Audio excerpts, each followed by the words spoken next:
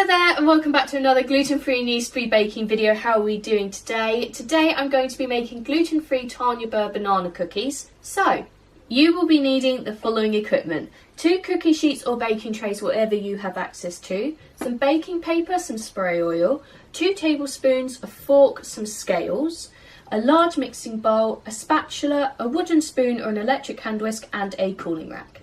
You will also be needing the following ingredients. 100 grams of butter softened to room temperature, I like to use lacto-free butter, 150 grams of caster sugar, half a medium-sized egg beaten, I will show you how to do this in just 1 second, 1.5 small bananas mashed, and 175 grams of gluten-free self-raising flour. Let's go! So to half your egg, all you will be needing is 2 bowls, your scales and your spatula. So to begin with, we are going to place our bowl in our scales and set our scales to 0, which mine are now.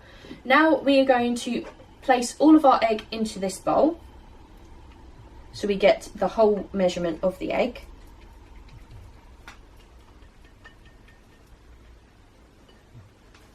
And that is 48 grams, half of 40 is 20, half of 8 is 4, so we need 24. Okay, so we take that bowl out, replace it with our original bowl, set our scales to 0, and measure out 24 grams.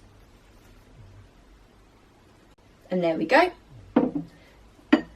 So now set this off to the side until we're ready to use it.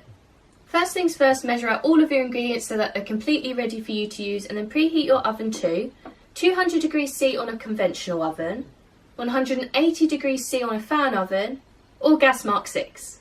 Once you've done that, grab your baking trays or your cookie sheets, whatever you have access to, your baking paper and your spray oil. So now we are going to grab our baking paper, measure it to roughly the size of our cookie sheets, tear that off, quickly spray down our cookie sheet, cookie sheet, 1, 2, hopefully that'll stick now, should have just done it the other way.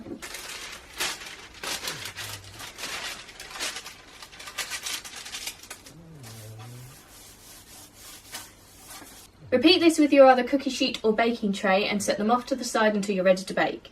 So now that we've done all that nasty prep work, it is now time to begin actually making our cookies. So for this we are going to be needing our butter, our caster sugar, our spatula, our large mixing bowl and our wooden spoon or an electric hand whisk. So we are going to begin by placing all of our butter into our mixing bowl.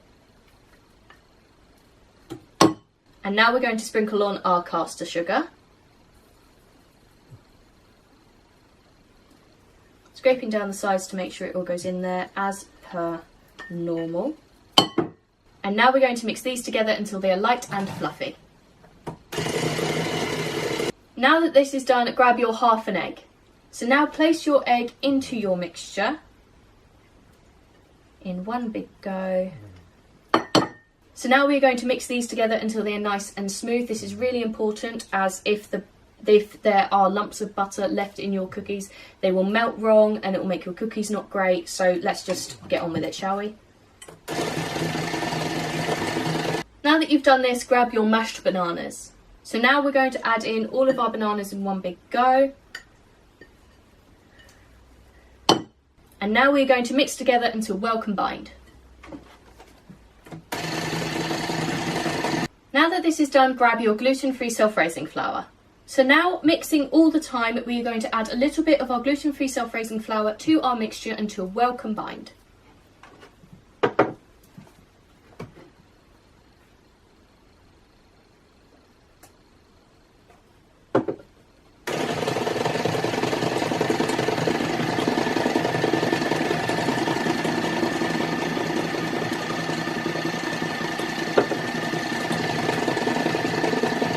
So now that this is done, we are going to scrape down the sides of our flour bowl.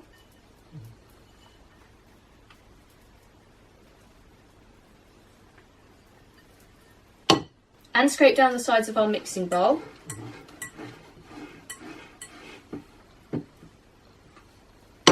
And mix one final time for good luck. Now that this is done, grab your prepared cookie sheets or baking trays and your tablespoons. So now we are going to just simply grab a tablespoon of our mixture and place it onto our cookie sheets. This is quite important. You have to do it so they're fairly spaced out, but they do spread out as well, so not too close to the edge as well. So I'm going to put mine about here and hope for the best, really. 2, 3. And now I'm just going to scrape down the sides of my bowl. Just try and keep it together as much as possible. And do the same on the other side. Other side of the baking tray / cookie sheet.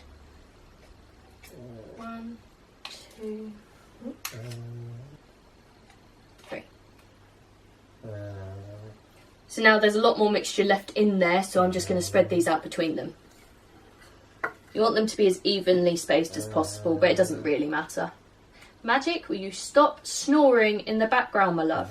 So now that our cookies are completely ready, we are going to place them into our preheated oven for 20 minutes. And then after that time, we are going to place them still on their trays onto a cooling rack for 10 minutes. And then after those 10 minutes, we are going to take our cookies off of their trays, placing them onto a cooling rack to cool for a further 20 minutes. And welcome back. Just so you know, when I put these in for 20 minutes on the first batch I did, it kind of burnt them, which I don't understand why. It must just be because I used my dad's oven for the first one and now I'm using my grandmother's oven or something like that. But I decided to put them in for 15 minutes instead, and they look a darn sight better. So just keep an eye on them, have a look after 15 minutes. If you think they need longer, do it for 20 minutes. But they will not seem cooked at the 15 minutes. But when you touch them after they've cooled, they'll spring back, and that's how I knew that they were cooked. So, and that is it. I hope you have enjoyed this video. Don't forget to check out all the links in the description, as I love them all and wouldn't put them there if I didn't, including the recipe for these lovely cookies and my shop, where you will be able to buy all of the flour and equipment you will need for this recipe. If you do make this at home, don't forget to tag me on Instagram and use the hashtag bakingwithvickiie. Let me know in the comments of anything else you'd like to see me make, gluten or yeast free, as I do both. And finally, don't forget to like, comment and subscribe if you want to see more, and I will see you next time. Bye!